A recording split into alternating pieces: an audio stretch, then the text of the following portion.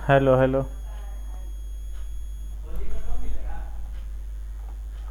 नमस्कार दोस्तों, कैसे हैं आप लोग। एक्चुअली प्रॉब्लम ये हो गया था, जब हम सेकेंड वीडियो लाए, बहुत दुख की बात है, तो मेरा वॉल्यूम जो है किसी कारणवश जो है वॉल्यूम का प्रॉब्लम हो गया और वॉल्यूम सही से नहीं आ पाया, जिस कारण से मुझे फिर से एक वीडियो बनाना पड़ रहा है। मैं थोड़ा सा स्पीड पर रहूँगा और जल्दी प्रयास करूँगा जल्दी ख़त्म करने का, लेकिन टोटल जितने क्वेश्चन है 60-65 क्वेश्चन है, सभी क्वेश्चन को मैं कंप्लीट करवाऊँगा। मैं आशा करूँगा कि आप लोग जो है इसको बेहतर ढंग से समझेंगे। थोड़ा सा फर्स्ट टाइम वीडियो बनाने के कारण थोड़ा सा परेशानी आ रहा है। दो चीज़ में परेशानी आ रहा है, एक थंबनेल में बहुत सारा परेशानियाँ आ रहा है। थंबनेल हमें बनाने नहीं आ रहा है। यदि एक थंबनेल में परेशानी आ रहा है, एक वीडियो के लिए हमें एक थंबनेल में परेशानी आ रहा है, एक वीडियो के लिए कोई स्क्रीन रिकॉर्डर, अच्छा स्क्रीन रिकॉर्डर मिल नहीं रहा है। अच्छा स्क्रीन रिकॉर्डर मिल नहीं रहा है, जिस कारण से प्रॉब्लम आ रहा है। यदि किन्हीं को लगता है कि मेरे थंबनेल हमें बनाने आता है और मेरे लिए आप थंबनेल बना सको या सजेस्ट कर सको, तो प्लीज़ वो कमेंट करें। चलिए, नमस्कार दोस्तों। आज के टॉपिक में स्टार्ट करता हूं। गति और गति के नियम के जितने भी क्वेश्चन हैं, सभी क्वेश्चन को हम लोग देखेंगे और प्रयास करेंगे कि मैं इतना सीख जाऊं कि गति और गति के नियम से रिलेटेड कोई भी कंसेप्ट आपका छूटे नहीं। ऐसे तो मैं थ्योरी पढ़ा नहीं रहा हूं, लेकिन मैं क्वेश्चन के माध्यम से ही प्रयास करूँगा कि आप लोग को जितने भी थ्योरी हो सभी थ्योरी कंप्लीट हो। आपका जितने भी थ्योरी हो सभी थ्योरी आपका कंप्लीट हो, कहीं भी थ्योरी आपका छूटे नहीं। चलिए, पहला क्वेश्चन कहता है कि किसी समय अंतराल में विस्थापन का परिमाण उस समय अंतराल में वस्तु द्वारा, देखिए दो चीज़ आपको सीखना बहुत ज़रूरी हो गया यहाँ पर। एक हो जाता है विस्थापन, एक सीखना बहुत ज़रूरी हो गया आपको विस्थापन, और दूसरा दूरी। देखिए दोस्तों, विस्थापन क्या होता है, दूरी क्या होता है, आपको एक डिटेल से बता देता हूँ। सपोज मानिए ए कोई जगह है और बी कहीं दो जगह है। ए से बी ओंकार ए से बी इस रास्ते से जाकर ऐसे गया, और कोई ऐसा व्यक्ति जो चला के वो सोचा ए से बी जाना है ना, सीधा यहाँ से लेके यहाँ, जब सीधा जाएगा तो क्या होगा, दूरी कम हो। अब बताइए, ये जो तय किया और ये जो तय किया, ये ओंकार तय किया और ये सपोज मानिए करण तय किया। ये जो है ओंकार तय किया, ओंकार के द्वारा तय की गई दूरी था, और ये करण के द्वारा तय की गई दूरी है। तो करण जो है सबसे शॉर्टेस्ट डिस्टेंस को तय किया। क्या किया, इससे छोटा डिस्टेंस ए से बी की दूरी जाने में इससे कोई छोटा डिस्टेंस हो सकता है, नहीं हो सकता है। तो करण जो है सबसे छोटा रास्ता को, सबसे कम दूरी वाले रास्ता को अपनाया। जो सबसे कम दूरी वाले रास्ता होते हैं, शॉर्टेस्ट डिस्टेंस होता है, उसी को हम लोग विस्थापन कहते हैं। शॉर्टेस्ट डिस्टेंस को ही हम लोग विस्थापन कहते हैं। तो करण ने विस्थापन तय किया और ओंकार ने जो तय किया वो दूरी तय किया। दूरी और विस्थापन में यही अंतर है। दूरी कहता है कि पहला शुरुआत पॉइंट और अंतिम पॉइंट के बीच के शॉर्टेस्ट डिस्टेंस को विस्थापन कहते हैं, और जो ये पूरा दूरी जैसे भी तय किया, वो जितना दूरी तय किया वो दूरी कहलाएगा, और ये विस्थापन कहलाएगा। ये विस्थापन कहते हैं। तो आइए देखते हैं। तो इसमें 3 कंडीशन आपको देखने को मिलेगा। तीनों कंडीशन आपको मैं बता देता हूँ। बहुत परेशानी होता है जब दो बार आप बताना पड़ता है ना, बहुत दिक्कत होता है। आइए दिखाते हैं।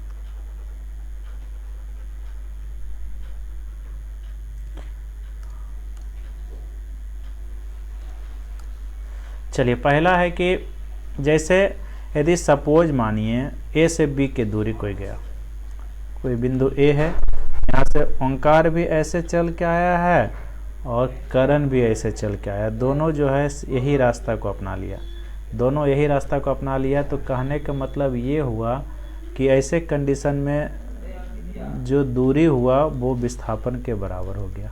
पहला कंडीशन, मतलब ऐसा भी केस हो सकता है कि दूरी और विस्थापन बराबर हो सकता है, कोई दिक्कत नहीं। अब एक केस ऐसा हुआ कि ओंकार जो ऐसे ऐसे चल के आया था और करण जो है ऐसे ऐसे चल के आया था। तो मतलब एक केस ऐसा भी हो सकता है कि दूरी जो है बड़ा हो सकता है विस्थापन से, हो सकता है कि नहीं हो सकता है, दूरी जो है विस्थापन से बड़ा हो सकता है।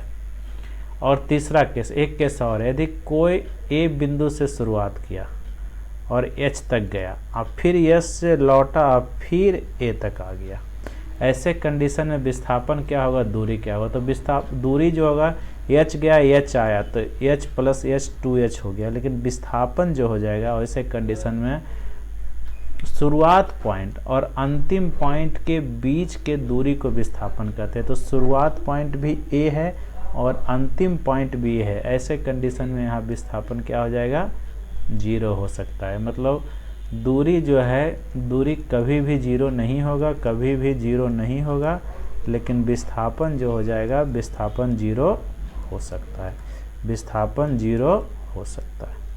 3 कंडीशन बताएं कि दूरी विस्थापन के बराबर हो सकता है, बराबर हो सकता है, दूरी जो है ज़्यादा हो सकता है विस्थापन से। तीसरा कंडीशन ये बताएं कि दूरी कभी 0 नहीं होगा, लेकिन विस्थापन 0 हो सकता है। आइए देखिए, अब देखते हैं। कहता है कि किसी समय अंतराल में विस्थापन का परिमाण उस समय अंतराल में वस्तु द्वारा तय की गई दूरी के हमेशा बराबर होगा। बराबर होगा, लेकिन हमेशा बराबर कैसे होगा, दूरी बड़ा भी हो सकता है विस्थापन से, बराबर भी हो सकता है, हमेशा बराबर नहीं होगा, ये गलत बात हो गया। तय की गई दूरी से अधिक हो गया है, विस्थापन जो है दूरी से अधिक होगा, कभी विस्थापन अधिक होगा, विस्थापन कभी भी अधिक नहीं हो सकता है।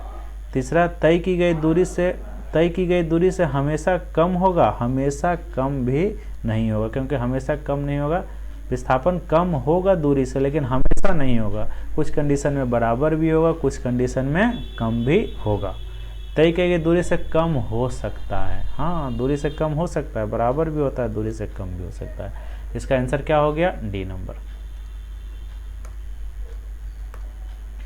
यदि किसी वस्तु द्वारा तय की गई दूरी समय के अनुक्रमानुपाती होता है तो, यदि किसी वस्तु द्वारा तय की गई दूरी समय के अनुक्रमानुपाती होता है तो क्या होगा।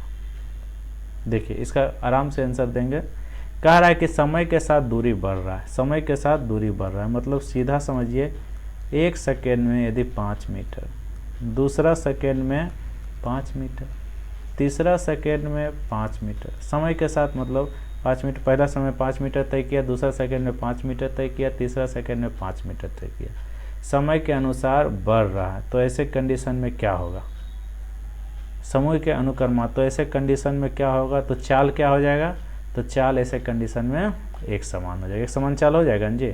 आप कोई भी कंडीशन में निकाल लीजिए, चाल जो है, कोई भी कंडीशन में चाल जो है, चाल एक समान होगा, चाल एक समान है, एक समान होगा, चाल जो हो जाएगा एक समान होगा। नेक्स्ट, निम्नलिखित में कौन अदिश राशि, बहु अदिश और सदिश के बारे में बहुत ज़्यादा बता चुके हैं, अब बताने की ज़रूरत नहीं है। सदिश राशि ऐसे राशि कहते हैं जिसमें दिशा और परिणाम और दिशा दोनों होता है। अदिश राशि जिसमें सिर्फ और सिर्फ परिणाम होता है, दिशा नहीं होता है। आप देखिए अदिश राशि, अदिश कौन सा अदिश राशि है, तो अदिश राशि की बात करेगा तो ये त्वरण सदिश है, विस्थापन सदिश है, वेग सदिश है, चाल एक अदिश राशि है, समझाने की इसको जरूरत नहीं है। वेग विस्थापन समय में क्या अंतर, तो वेग बराबर विस्थापन बटे समय, याद कर लीजिए फॉर्मूला है। एक समान त्वरित गति के लिए औसत वेग क्या होगा, औसत वेग निकालना है यार, प्रारंभिक वेग बटे प्लस अंतिम वेग बटे 2, तो प्रारंभिक वेग को u से डिनोट करते हैं, अंतिम वेग को v से डिनोट करते हैं, दोनों को 2 से भागा दे देंगे तो ये औसत हो जाएगा, औसत वेग निकल जाएगा।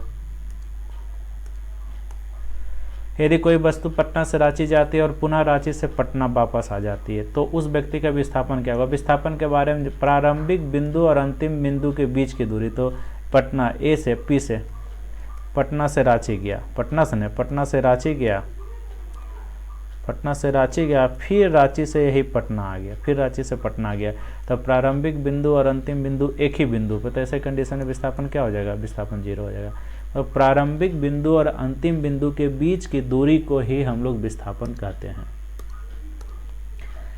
जब एक गेंद को सीधे ऊपर की ओर फेंका जाता है तब वह h ऊंचाई तक पहुंचने के बाद वापस आ जाती है, तो गेंद द्वारा तय की गई दूरी क्या है। कोई यहाँ से एक गेंद को फेंकी ऊपर की ओर h ऊंचाई पर गया, फिर h ऊंचाई से गेंद जो है नीचे यहीं पर आ गया। प्रारंभिक और अंतिम बिंदु दोनों एक ही बिंदु पर है, तो ऐसे कंडीशन में विस्थापन क्या हो जाएगा, विस्थापन क्या हो जाएगा, विस्थापन शून्य हो जाएगा। और दूरी की बात करेगा तो दूरी तो अब कोस बात है, गया ऊपर तो कितना दूरी h, नीचे आया तो कितना, तो h, तो कितना हो जाएगा 2h।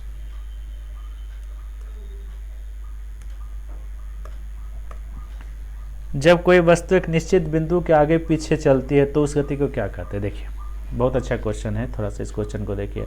देखिए सबसे पहले आपको दोलनी गति कहते हैं। जब कोई वस्तु किसी बिंदु के आगे पीछे, कोई बिंदु किसी बिंदु के आगे पीछे या ऊपर नीचे करता है, और ऐसे कंडीशन में उसको हम दोलनी गति कहते हैं। आवर्त गति किसको कहते हैं, देखिए निश्चित समय अंतराल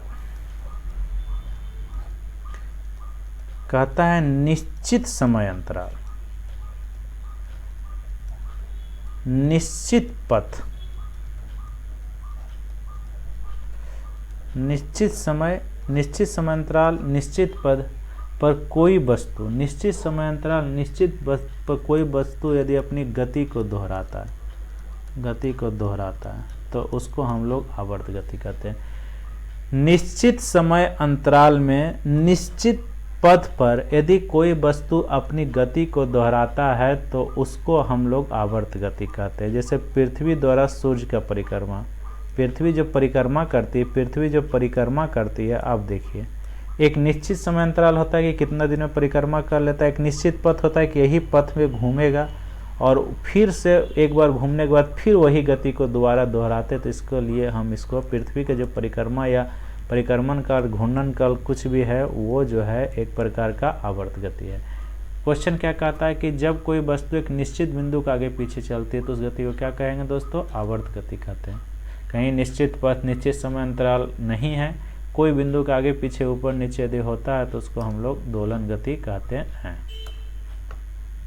जब कोई वस्तु एक समान गति से चलती है तब उसके लिए दूरी समय ग्राफ क्या है। दूरी समय ग्राफ आप लोग पढ़े होंगे। दूरी समय ग्राफ में हमेशा समय को जो है एक्स एक्सिस पर रखते हैं, समय को हमेशा एक्स एक्सिस पर रखते हैं, समय को दूरी समय ग्राफ में समय को एक्स एक्सिस पर रखते हैं और इसको हम लोग वाई एक्सिस पर रखते हैं, दूरी को वाई एक्सिस पर रखते हैं। देखिए कह रहा है कि जब कोई वस्तु एक समान गति से चलती है, एक समान गति से चल रही है मतलब एक सेकेंड में 5 मीटर चला, एक सेकेंड में 5 मीटर चला, दूसरा सेकेंड में भी 5 मीटर चला, यही ना एक समान गति हुआ। तीसरा सेकेंड में भी 5 मीटर, एक समान चल रहा है। तो पहला सेकेंड में यहाँ, दूसरा सेकेंड में यहाँ, तीसरा सेकेंड में यहाँ। अब मिलाइए इसको, आप देख रहे हैं कि एक सरल रेखा बन रहा है। वही बोल रहा है कि जब कोई वस्तु एक समान गति से चलती है तब उसके लिए दूरी समय ग्राफ की प्रकृति कैसी होगी, एक सरल रेखा होगी। 24 सेंटीमीटर पर सेकेंड की प्रारंभिक चाल और 4 सेंटीमीटर पर सेकेंड स्क्वायर के त्वरण से गतिमान वस्तु कितने समय के बाद रुक जाएगी। त्वरण क्या होता है पता है, त्वरण का मतलब यही हुआ कि यदि कोई वस्तु 24 सेंटीमीटर पर सेकेंड से चल रहा है, ठीक है, और 4 सेंटीमीटर का त्वरण है, तो रुकेगी कैसे। जब त्वरण होगा change in velocity with respect to time, जो स्पीड में चेंज हुआ, पर सेकेंड स्पीड में जो चेंज हुआ उसी को तो त्वरण कहते हैं। जब त्वरण होगा तो और वस्तु तेज होगी, धीरे नहीं होगी, वेग बढ़ जाएगा, यहाँ हो जाएगा मंदन, यहाँ हो जाएगा क्या, मंदन। तो 24 सेंटीमीटर पर सेकेंड से चल रहा है तो 4 सेंटीमीटर मंदन हो रहा है। 4 सेंटीमीटर मतलब 24 से 20 सेंटीमीटर पर सेकेंड हो गया अगला सेकेंड में, फिर अगला सेकेंड में 24 से 20 हो गया, 20 से 16 सेंटीमीटर पर सेकेंड हो गया, 16 से 12 सेंटीमीटर पर सेकेंड होगा, 12 से अगला सेकेंड में फिर 8 सेंटीमीटर पर सेकेंड हो गया, 8 से 4 सेंटीमीटर पर सेकेंड हो गया, 4 से 0 सेंटीमीटर पर सेकेंड हुआ। तो पहला सेकेंड, दूसरा सेकेंड, तीसरा सेकेंड, चौथा सेकेंड, पाँचवा सेकेंड, छठा सेकेंड, छठा सेकेंड में जाकर के वस्तु क्या हो जाएगी, रुक जाएगी। क्वेश्चन आंसर नंबर बी हो जाएगा दोस्तों। कह रहा है कि समान त्वरण से गतिमान वस्तु का वेग क्या होगा। अभी तुरंत बोले, यदि त्वरण समान हो त्वरण समान का मतलब क्या हुआ, यदि सपोज माने कोई वस्तु 20 किलोमीटर पर घंटा से चल रहा है, अगला सेकेंड में 25 किलोमीटर पर घंटा हो गया, उसके अगला सेकेंड में 30 किलोमीटर पर घंटा हो गया, उसका अगला सेकेंड में 35 किलोमीटर पर घंटा हो गया। देखिए एक सेकेंड तो त्वरण क्या हुआ 5, इसमें त्वरण कितना हुआ 5, यहाँ त्वरण कितना हुआ 5, मतलब एक समान त्वरण है, एक समान त्वरण है। जब एक समान त्वरण है तो वेग क्या हो रहा है, वेग बढ़ रहा है, 20 से 25 हो रहा है, 25 से 30 हो रहा है, 30 से 35 हो रहा है, तो वेग क्या होगा, बढ़ता जाएगा। क्या यह संभव है कि विस्थापन शून्य हो, तय की गई दूरी शून्य ना हो? एकदम संभव है। देखिए कोई वस्तु ए से यहाँ गया, h दूरी तक गया, फिर h से a पर ही आ गया, तो दूरी क्या हो गया, ऐसे कंडीशन में दूरी 2h हो गया, h प्लस h, लेकिन विस्थापन ऐसे कंडीशन में क्या हो गया, विस्थापन शून्य हो गया, क्योंकि प्रारंभिक बिंदु और अंतिम बिंदु के बीच के दूरी को ही विस्थापन कहते हैं। दोनों एक ही पॉइंट पर है, इसलिए विस्थापन क्या हो जाएगा, शून्य हो सकता है। हो सकता है कि नहीं हो सकता है, हो सकता है। यस, ए नंबर आंसर हो जाएगा। वाहनों की चाल मापने हेतु कौन सा उपकरण वाहन में लगे होते हैं? आप कभी कभी मोटरसाइकिल ज़्यादा लोग चलाते हैं, मोटरसाइकिल चलाएंगे, इस टाइप का होगा, यहाँ 0 किलोमीटर पर घंटा, 30, 60, 90, 120, 140, 160, 180, यही आसपास रहता है। और इसमें इंडिकेट करता है, ये जो इंडिकेटर रहता है, जो भी रहता है, मारुति में भी रहता है, सब कुछ में लगा रहता है जितने गाड़ी, यही उपकरण को ही हम लोग कहते हैं स्पीडोमीटर। और इसके बीच में एक उपकरण रहता है जो कि किलोमीटर मापता है। कभी भी आपके साथ कोई गार्जियन बैठेंगे ना, साथ में गार्जियन बैठते देख ले कितना पर मीटर बाहो, और वहाँ हलसिया पहुँच में तो देख लिए कितना, मतलब कितना किलोमीटर है, नाप लेवे। तो ये जो बीच में लगा हुआ रहता है ना, ये दूरी को मापता है, और ये यूनिट जो है, ये स्पीड को मापता है। तो दूरी को मापने वाले को ओडोमीटर कहते हैं, और स्पीड को मापने वाले को स्पीडोमीटर कहते हैं, दोनों लगा हुआ रहता है। निम्नलिखित में कौन सा एक सदिश राशि नहीं, मतलब अदिश राशि। अदिश राशि वैसे जिसका सिर्फ परिणाम हो, दिशा नहीं हो, सिर्फ परिणाम हो, तो द्रव्यमान सिर्फ परिणाम है, कोई दिशा की बात नहीं है। लॉजिकल सोचिए, कभी भी आप कहीं जाएं, चीनी के दुकान पर 1 केजी चीनी लेंगे, द्रव्यमान की बात कर रहे हैं, तो चीनी को कभी आप डायरेक्शन के माध्यम से नहीं लेंगे कि पूरब डायरेक्शन में 1 किलो चीनी दो जी, ऐसा नहीं होता है। लेकिन कभी भी आप वेग की बात करेंगे तो वेग हमेशा दिशा को बताता है, कि 5 किलोमीटर पर घंटा दक्षिण, तो ही ये वेग हुआ। यदि सिर्फ 5 किलोमीटर पर घंटा के स्पीड से जा रहे हैं तो ये चाल हो गया, लेकिन 5 किलोमीटर पर घंटा दक्षिण जैसे बोल दिए तो एक प्रकार के डायरेक्शन को शो कर दिया, इसलिए वेग एक सदिश राशि है, लेकिन द्रव्यमान एक अदिश राशि है। तो इस टाइप से लॉजिक निकाल के आप सोच सकते हैं। अदिश राशि क्या है? अदिश राशि अभी तुरंत बताएं, अदिश राशि क्या है? ऊर्जा एक अदिश राशि है, संवेग, बल, आघूर्ण, ये सब सदिश राशि है, सब याद कर लीजिए। निम्नलिखित में से कौन सी राशि सदिश नहीं, मतलब अदिश राशि है? फिर से अदिश राशि आ गया, आयतन एक अदिश राशि है। निम्नलिखित में कौन सी राशि सदिश नहीं, मतलब अदिश राशि है? आयतन एक अदिश राशि है, अभी तुरंत बताएं, आयतन एक अदिश राशि। निम्नलिखित में से सदिश राशि है, सदिश राशि कौन सा है? सदिश राशि तो वेग के बारे में, जिसमें डायरेक्शन की बात होता है, अभी जस्ट बताएं। निम्नलिखित में कौन सा एक व्युत्पन्न परिणाम नहीं है? व्युत्पन्न परिणाम नहीं मतलब मूल परिणाम है। देखिए फिजिक्स के टर्म में जिनको व्यक्त किया जाता है उसको हम लोग फिजिकल क्वांटिटी कहते हैं। फिजिकल क्वांटिटी में बहुत सारा चीज़ आ जाता है, बल आता है, त्वरण आता है, वेग आता है, बल आता है, त्वरण आता है, वेग आता है, द्रव्यमान आता है, ये सब जो है ये सब फिजिकल क्वांटिटी। फिजिकल क्वांटिटी को 2 भागों में बांटा गया है, एक मूल, एक व्युत्पन्न। एक मूल राशि की संख्या 7 है, और 7 के अलावे जितने राशि है उतने राशि को हम लोग व्युत्पन्न राशि कहते हैं। मूल राशि ऐसे राशि कहते हैं जो स्वतंत्र रहते हैं, जो किसी पर डिपेंडेंट नहीं रहता है, और व्युत्पन्न राशि ऐसे राशि कहते हैं जो दूसरे पर डिपेंडेंट होते हैं। जैसे कहने का मतलब ये हुआ कि वेग, जब हम लोग वेग लेंगे तो वेग जो होता है 2 राशि से मिलकर बना हुआ है, विस्थापन बटे समय। विस्थापन बटे समय, तो एक विस्थापन हो गया, समय, दोनों पर डिपेंड कर रहा है। तो मतलब 2 या 2 से अधिक मूल राशि से बना हुआ टर्म जो होता है वो व्युत्पन्न राशि कहलाता है, और जो सिंगल रहता है, जो किसी पर डिपेंड नहीं करता, स्वतंत्र रहता है, उसको हम लोग मूल राशि कहते हैं। तो हम लोग मूल राशि और व्युत्पन्न राशि पिछले क्लास में ही हम लोग पढ़ चुके थे। तो मूल राशि की संख्या 7 है, सातों को हम फिर से लिख देते हैं। पहला है मूल राशि की संख्या लंबाई, दूसरा है द्रव्यमान, लंबाई हो गया, द्रव्यमान हो गया। और बताइए मूल राशि की संख्या, एक समय, ताप, विद्युत धारा, ज्योति तीव्रता, पदार्थ की मात्रा। ये राशि किसी पर डिपेंड नहीं करता है, इसलिए ये राशि को हम लोग मूल राशि कहते हैं। मतलब कोई भी दूसरे पर डिपेंड नहीं करता। आप गौर कर लीजिए, द्रव्यमान कुछ नहीं, द्रव्यमान का कोई फार्मूला देखें? लंबाई, द्रव्यमान, समय, ताप, विद्युत धारा, ज्योति तीव्रता, पदार्थ की मात्रा, कोई फार्मूला इसका आप लोग नहीं देखे होंगे। तो ये सब किसी पर डिपेंडेंट नहीं होता है, इसलिए ये मूल राशि है। और 2 या 2 से अधिक मूल राशि से बना राशि को ही हम लोग व्युत्पन्न राशि कहते हैं। मूल राशि को ही हम लोग आधारी राशि कहते हैं। मूल राशि को ही हम लोग क्या कहते हैं? आधारी राशि। मूल राशि को ही हम लोग आधारी राशि भी कहते हैं। और ये व्युत्पन्न राशि हो गया।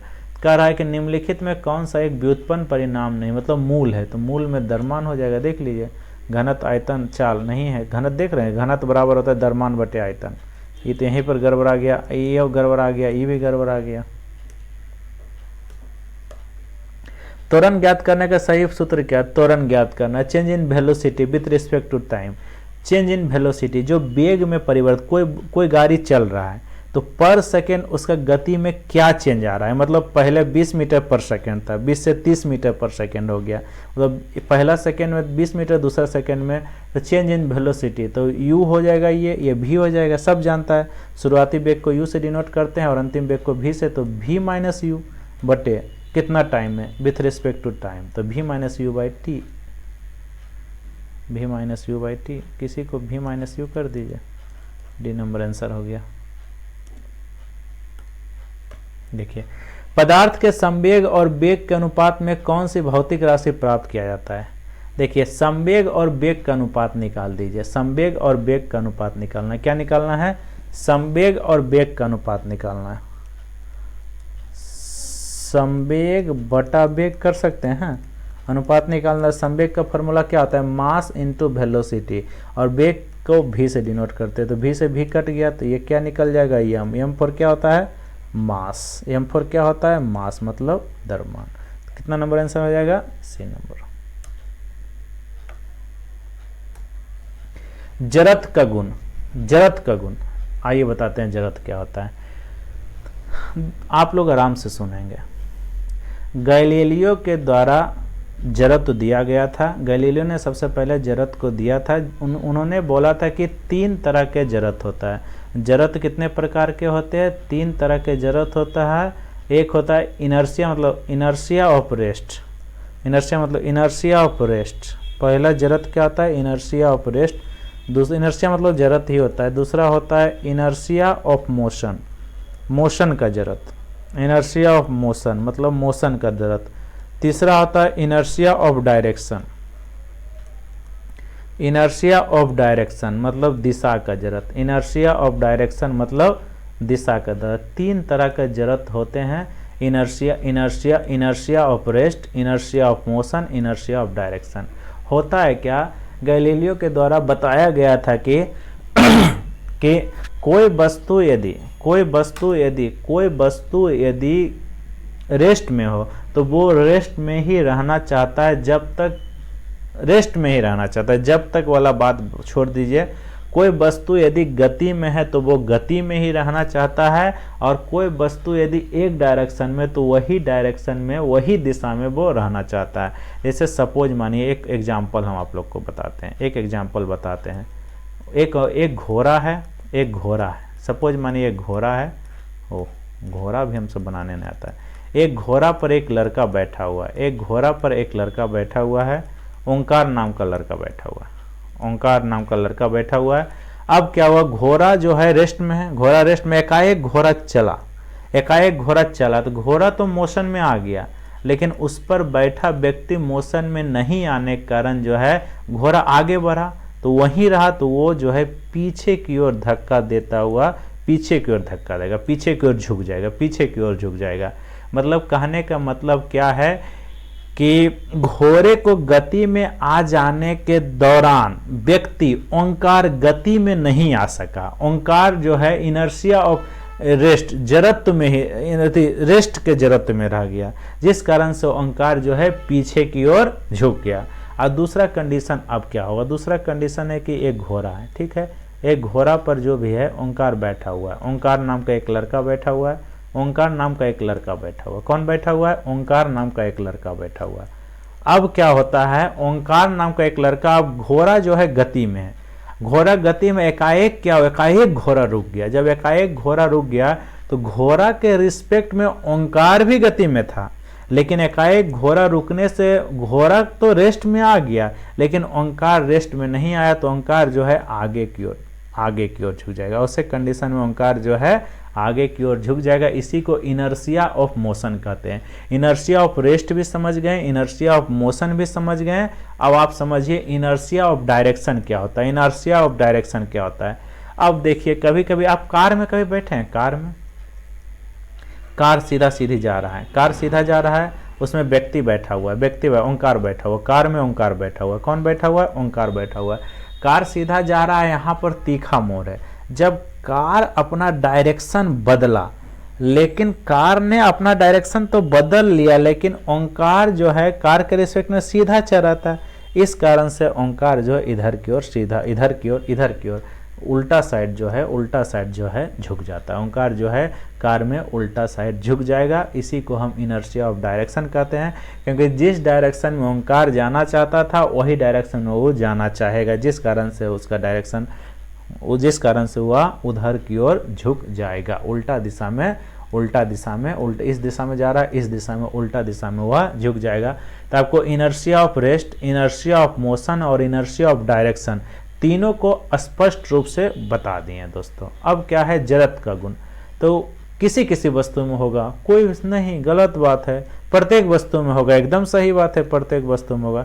किसी भी वस्तु में नहीं होगा, ये गलत बात है। केवल गतिशील वस्तु में, गलत बात है। रेस्ट में भी था, डायरेक्शन वाला में भी था, मोशन वाला में भी था। तो बी नंबर इसका आंसर हो जाएगा।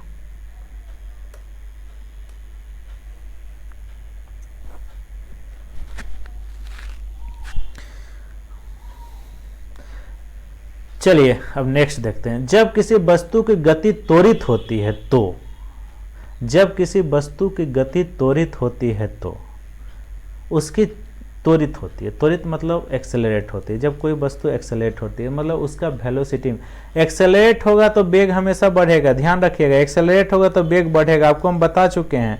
एक्सेलरेट होगा तो वेग हमेशा बढ़ेगा, वेग बढ़ेगा, एक्सेलरेट होगा तो वेग बढ़ेगा। फिर से बता रहे हैं, जब किसी वस्तु गति त्वरित होती है तो उसका वेग में हमेशा वृद्धि होता है। अब कैसे एक्सेलरेट हो रहा है, कहने का मतलब कोई वस्तु 20 मीटर पर सेकंड से चल रहा है, फिर 25 से चल रहा है, फिर 35 से चल रहा है, फिर 40 से चल रहा है, तो कहीं ना कहीं एक्सेलरेशन हो रहा है। इसमें यहाँ के एक्सेलरेशन 5 मीटर पर सेकंड हो गया, यहाँ से यहाँ एक्सेलरेशन 10 हो गया, यहाँ से यहाँ के बीच एक्सेलरेशन 15 हो गया। मंदन तो हो नहीं रहा, एक्सेलरेशन हो। जब एक्सेलरेशन हो रहा है तो स्पीड हमेशा बढ़ेगा, कम हो जाएगा तो मंदन हो जाएगा ना। यहाँ कह रहा है त्वरित हो रहा है तो मतलब बढ़ रहा है, तो क्या होगा, वेग क्या होगा, हमेशा बढ़ेगा। गति करने के लिए स्वतंत्र किसी वस्तु पर कोई बल लगाया गया, यदि बल का परिणाम और वस्तु का द्रव्यमान ज्ञात हो तो, हो बल ज्ञात है, बल दिया हुआ है और यम दिया हुआ है, एफ दिया हुआ है और एम दिया हुआ है। तो कह रहा है कि वस्तु का द्रव्यमान ज्ञात, तो न्यूटन के दूसरे नियम की सहायता से हम क्या निकाल सकते हैं, तो एफ बराबर एम ए दिया हुआ है, ए दिया हुआ, एफ दिया हुआ है, एम दिया हुआ है, तो क्या निकल जाएगा, एक्सेलरेशन ज्ञात। तो वस्तु की त्वरण ज्ञात कर सकते हैं। सी नंबर आंसर इसका होगा।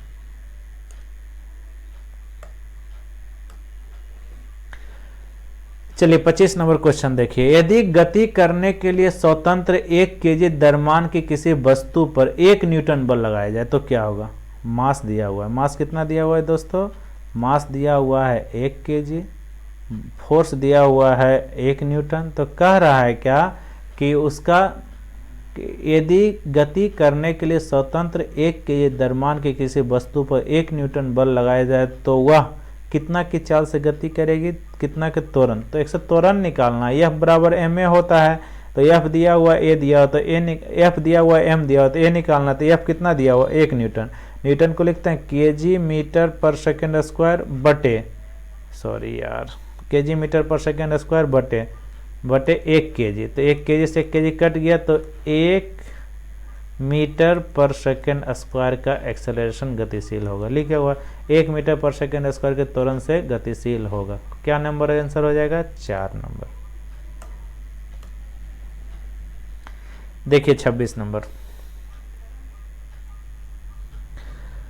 जब किसी वस्तु पर कोई बाह्य बल लगता है तब वह बल के दिशा में त्वरित हो जाती है। इस प्रकार त्वरण वस्तु पर लगे बल के समानुपाती होती है।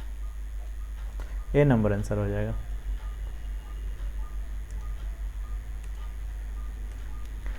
कह रहा है कि कोई अचल बल 0.6 kg द्रव्यमान की किसी पिंड को 0.08 मीटर पर सेकेंड स्क्वायर का त्वरण उत्पन्न करती है, तो बल का परिणाम F निकालने के लिए कह रहा है। मास और एक्सेलरेशन दिया हुआ, मास 0.6 दिया हुआ था, एक्सेलरेशन 0.08 दिया हुआ है। F बराबर गुना जी ma होता है, F बराबर ma होता है, तो m का वैल्यू 0.6 दिया हुआ है, a का वैल्यू 0.8 दिया हुआ है, तो F बराबर क्या निकल जाएगा? 848 0.048 और F न्यूटन 0.048 न्यूटन। कितना नंबर ऑप्शन है? D number 0.0 sorry D number नहीं, सी नंबर, ए नंबर 0.048 न्यूटन। चलिए नेक्स्ट क्वेश्चन देखिए। क्वेश्चन क्या कहता है कि कोई बल 10 ग्राम द्रव्यमान की वस्तु A में 8 मीटर पर सेकेंड स्क्वायर का त्वरण उत्पन्न करती है। एक वस्तु A है जो कि कितना ग्राम का है? 10 ग्राम का है। एक्सेलरेशन कितना उत्पन्न करती है? 8 मीटर पर सेकेंड स्क्वायर का त्वरण उत्पन्न करती है।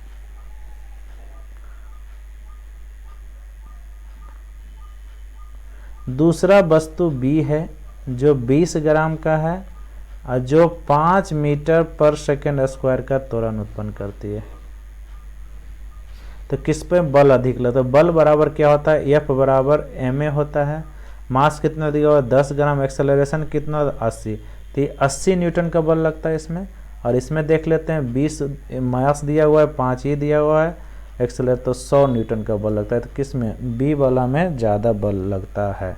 ए के अपेक्षा बी पर बड़ा बल लगता है। कितना नंबर आंसर हो जाएगा? बी नंबर आंसर हो जाएगा। यम द्रव्यमान की वस्तु जिसका वेग भी है, द्रव्यमान m है, द्रव्यमान m है, वेग भी है, तो उसका संवेग क्या होता है? तो संवेग बराबर क्या होता है? संवेग बराबर होता है द्रव्यमान गुना वेग। द्रव्यमान क्या है दोस्तों? द्रव्यमान क्वेश्चन के हिसाब से m है और इसका v है, वेग भी है, तो इसका क्या हो जाएगा? m भी कहाँ है? डी नंबर आंसर होगा दोस्तों। किसी गतिशील पिंड का वेग आधा करने से उसका संवेग हो जाता है। कोई गतिशील पिंड का वेग को आधा कर दीजिए, तो वेग क्या होता है? v को आधा कर दें तो v/2 कर दिए, तो उसका संवेग क्या हो जाएगा? तो संवेग बराबर क्या होता है? संवेग बराबर क्या होता है? संवेग बराबर होता है मास इंटू वेलोसिटी। तो जो मास है वो मास को मास रहने दिया, वेलोसिटी को मतलब v/2 कर दिए, तो क्या हो गया? तो mv/2 हो जाएगा, मतलब ये क्या हो जाएगा? आधा हो जाएगा। क्या हो जाएगा? आधा। कितना नंबर आंसर है? ए नंबर। कह रहा है कि न्यूटन के गति के तीसरे नियम के अनुसार क्रिया और प्रतिक्रिया के संबंध बल, न्यूटन के गति के तीसरे नियम से क्रिया और प्रतिक्रिया का संबंध बल किस पर लगता है? 31 नंबर क्वेश्चन।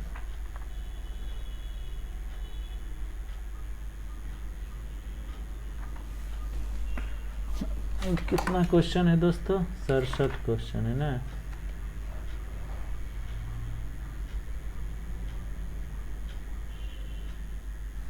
जैसे सपोज मानिए, देखिए क्या होता है। एक वस्तु, एक ईंट है, एक व्यक्ति है, एक व्यक्ति है, संजीव नाम का व्यक्ति। संजीव पतला लड़का है, ठीक है। संजीव एक पतला लड़का है, पतला है, खाता बेचारा कम है थोड़ा सा। एक संजीव लड़का है। संजीव क्या किया, संजीव ईटा पर बल लगाया। ईटा भयंकर पूरा देख रहे हैं, ईटा देखने में भयंकर लग रहा है, ईटा देखने में भयंकर लग रहा है। संजीव जब ईटा पर बल लगाया तो ईटा संजीव पर भी बल लगाया, ईटा संजीव पर भी बल लगाया। तो आप गौर कर रहे हैं कि हम संजीव ईटा पर बल लगा रहे हैं और ईटा संजीव, मतलब दोनों अलग अलग वस्तु पर बल लग रहा है। मतलब संजीव के द्वारा ईटा पर बल लगाया जाता है और ईटा के द्वारा संजीव पर बल लगाया जाता है, मतलब दो वस्तु पर बल लग रहा है। तो यहाँ क्वेश्चन है कि हमेशा एक ही वस्तु पर लगे होते हैं, गलत बात है। ये ईटा पर बल लगाता है और ईटा संजीव पर बल लगाता है, मतलब दो भिन्न भिन्न वस्तु पर बल लगते हैं। तो भिन्न भिन्न वस्तु पर लगे होते हैं। किस पर लगे होते हैं? भिन्न भिन्न वस्तु पर लगे होते हैं। कोई दिक्कत? किसी बल्लेबाज द्वारा क्रिकेट की गेंद को मारने पर गेंद जमीन पर लुढ़कती है। कुछ दूरी चलने के पश्चात गेंद रुक जाती है। गेंद रुकने के लिए धीमी होती है, क्यों? क्वेश्चन कह रहा है कि यदि कोई क्रिकेटर गेंद को मारा, कोई क्रिकेटर जब गेंद को मारा तो गेंद जो है धीरे धीरे जाकर जो है स्लो हो जाती है, रुक जाती है। ऐसा क्यों होती है? और मतलब जरत का नियम कहता है कि जो वस्तु गति में है तो वो गति में ही रहना चाहता है, जो वस्तु गति में वो गति में ही रहेगा, जो वस्तु रेस्ट में वो रेस्ट में ही रहेगा, जो वस्तु जिस डायरेक्शन में वही डायरेक्शन में रहेगा या रहना चाहेगा। तो इनका कहना है कि यदि कोई गेंद को मारे, जो स्पीड यदि 5 मीटर पर सेकेंड, 5 किलोमीटर पर सेकेंड या जो भी यूनिट है 5 मीटर पर सेकेंड के स्पीड से जा रहा है, तो फिर वह वही स्पीड मेंटेन क्यों नहीं करता, वो रुक जाता है? क्या रीजन है? तो रीजन, ये तो जेन्युइन रीजन और बहुत हल्का रीजन है कि कोई भी वस्तु यदि आगे की ओर बढ़ रहा है तो उसके अपोजिट में एक बल लगता है, उसके अपोजिट में बल लगता है जो उस बल को कमजोर करता है। धीरे धीरे वह जाकर के रुक जाती है। उस बल को हम लोग घर्षण बल कहते हैं। बहुत बार हम लोग पढ़े हैं। तो आंसर क्या होगा? बल्लेबाज ने गेंद को पर्याप्त प्रयास से हिट नहीं किया, ये कोई बात हुआ? हिट नहीं किया तो 5 से किया, ठीक है, 50 से नहीं किया तो 5 से तो चलना चाहिए, ये गलत हो गया। वेग गेंद पर लगाए गए बल के समानुपाती होती है।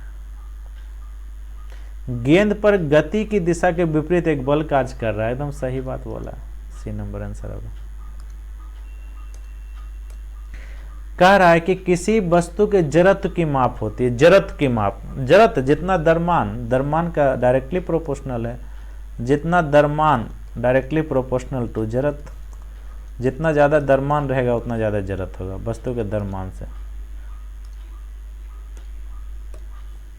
साइकिल, मोटरसाइकिल, कार और रेलगाड़ी में किसका जड़त्व अधिक है? जिसका दरमान ज़्यादा होगा उसका जड़त्व अधिक होगा, तो रेलगाड़ी का दरमान ज़्यादा है तो रेलगाड़ी का जड़त्व अधिक होगा। क्वेश्चन सी नंबर आंसर होगा। बल को होता है, बल में क्या होता है? बल में क्या होता है? परिणाम भी होता है और दिशा भी होता है, क्योंकि एक सदिश राशि है। जब सदिश राशि है तो परिणाम और दिशा दोनों होगा। न्यूटन का SI मात्रक क्या है? न्यूटन किसका SI मात्रक? न्यूटन SI मात्रक है बल का। न्यूटन के सम्मान में बल का, इसे बल का SI मात्रक कहेगा तो kg मीटर पर सेकेंड स्क्वायर है, लेकिन न्यूटन साहब के सम्मान में बल का SI मात्रक को न्यूटन भी कहा जाता है। वही 1 न्यूटन kg मीटर पर सेकेंड स्क्वायर, अभी तुरंत पढ़ें। F परिणाम का बल m द्रव्यमान के वस्तु में A त्वरण उत्पन्न करती है। F बराबर m है, F बराबर m है, A त्वरण उत्पन्न करती है। तो कहता है कि दोनों का रिलेशन क्या होगा? A और m का रिलेशन, A और m का A inversely proportional to m, ये कहीं ना कहीं आपको मैच कर रहा है। देखिए ना, A इन्वर्स F बटे A बराबर m, हाँ inversely 1/A inversely proportional to m, match कर गया ना। 1/A है ना, ये यदि बढ़ेगा तो ये घटेगा, ये घटेगा तो ये बढ़ेगा, उल्टा है, तो बी नंबर आंसर हो जाएगा। संवेग में परिवर्तन की दर निम्नलिखित में किस राशि को सूचित करता है? संवेग में परिवर्तन की दर बल को सूचित करता है। आपने न्यूटन का दूसरा गति नियम पढ़ा होगा कि संवेग में परिवर्तन की दर बल के समानुपाती होता है। न्यूटन का दूसरा गति नियम यही तो है।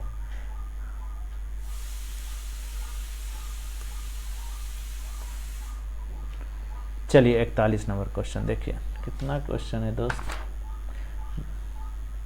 अच्छा 41 बता के छोड़ देते हैं, फिर उसके बाद आगे बताएंगे। कहता है कि यदि m1 और m2 द्रव्यमान की दो वस्तु टकराने से पहले उसके वेग क्रमशः u1 और u2 है। दो वस्तु है, एक m1 है, एक m1 वस्तु है, एक m2 वस्तु है, और दोनों का वेग जो है एक का u1 है, एक का u2 है। टकराने से पहले का वेग और टकराने के बाद, टकराने से पहले का वेग क्रमशः, अच्छा फिर से पढ़ देते हैं। यदि m1 और m2 द्रव्यमान के दो वस्तु टकराने से पहले उनके वेग क्रमशः u1 और u2 है, और टक्कर के बाद उनका वेग v1 और v2 हो, तो संवेग संरक्षण के सिद्धांत के अनुसार कौन सा मान सत्य होगा? और टकराने के बाद जो है m1 वस्तु का जो है m1 वस्तु का जो है टकराने के बाद जो है यह m2 जो है u2 हो गया, और ये जो मास m2 जो हो गया ये v2 हो गया, ये v2 हो गया, कुछ नहीं है।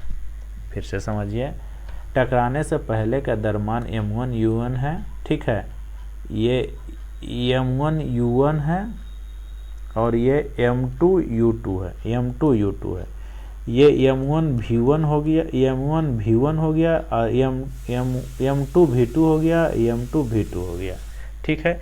तो इसका क्या, तो टकराने से पहले और टकराने के बाद संवेग संरक्षण का सिद्धांत कहता है कि टकराने से पहले और टकराने के बाद संवेग क्या होगा, बराबर होगा। तो m1 u1 plus m2 u2 दोनों का जो संवेग होगा, और ये दोनों का जो संवेग होगा, टकराने से पहले कुल संवेग e2 दोनों, और टकराने के बाद का कुल संवेग बराबर होगा। तो ये हो जाएगा m2 v1, अरे जो भी नाम रखने से वो m1 v1 plus m2 v2। कितना नंबर आंसर होगा, थोड़ा सा 1 मिनट देख लेते हैं इसका। सी number m1 un plus m1 u1 m2 u2, ठीक है, और v1 v2, m1 v1 m2 v2, ठीक है, यही आंसर हो जाएगा। नहीं समझे बात, फिर से समझाते हैं। संवेग संरक्षण का सिद्धांत कहता है कि कोई वस्तु यदि टकराने से पहले जो उसका संवेग होगा, टकराने के बाद भी उसका संवेग वही रहेगा। तो कहता है एक वस्तु m1 द्रव्यमान की वस्तु u1 वेग से चल रहा है, m2 द्रव्यमान की वस्तु u2 से चल रहा है, तो इसका जो संवेग होगा, ये जब टकराई तो m1 v1 हो गया, और ये जब टकराया तो m2 v2 हो गया। तो जब ये टकराने से पहले ये दोनों का संवेग को जोड़ देंगे, तो टकराने के बाद के दोनों को संवेग को जोड़ देंगे, तो क्या ये दोनों बराबर होगा या नहीं होगा, यस या नो? तो हाँ, टकराने से पहले तो m1 u1 plus m2 u2 बराबर m1 v1 plus m2 v2 होगा, m2 v2 होगा। कहानी खत्म हो गया। बहुत हो गया दोस्तों, थोड़ा सा समय भी लेट हो रहा है। मैं जो है अगले क्लास में इसको फिनिश करूँगा।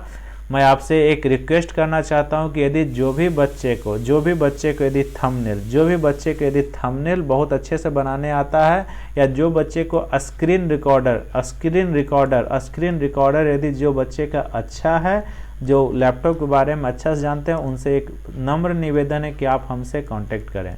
आप हमारे कमेंट बॉक्स में कुछ लिखें ताकि हम आपसे जानकारी ले सकें कुछ। और नमस्कार दोस्तों, एक बात और आपसे करनी है। हम हमेशा बोलते हैं कंप्लीट के मतलब कंप्लीट, कंप्लीट के मतलब कंप्लीट, कंप्लीट के मतलब कंप्लीट, सी फॉर सी और सी, कंप्लीट के मतलब कंप्लीट, कंप्लीट के मतलब कंप्लीट। कहने का मतलब ये हुआ कि जो भी मैं पढ़ाऊंगा कंप्लीट पढ़ाऊंगा, पूरा फिजिक्स पढ़ाने का वादा किया हूँ।